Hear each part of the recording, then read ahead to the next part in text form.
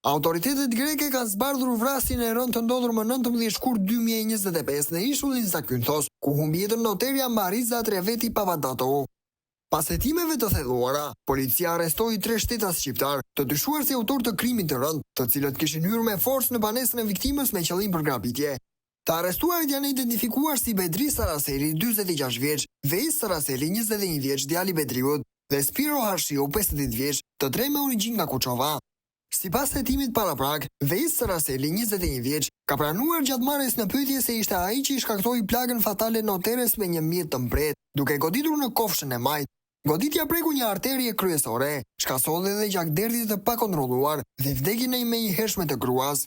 Ngjarja ndodhi në orët e mbrëmjes, ndërsa noterja ndodhej e vetme në banesë. Sipas policisë, autorët e veshur me maska dhe doreza kishin hyrë për ta grabitur duke shpresuar se viktima kishte para me vete.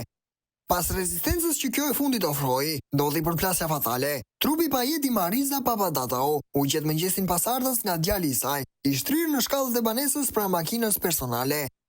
Autoritetet greke thanë se 3 shqiptarët janë të dyshuar edhe për grabitje të tjera në ishullin Zakynthos. Aktualisht ndaj tyre është ngritur çështja penale për vrasje me paramendim dhe grabitje armatosur, ndërsa pritet të dërgohen për ndjekje penale në prokurorinë publike.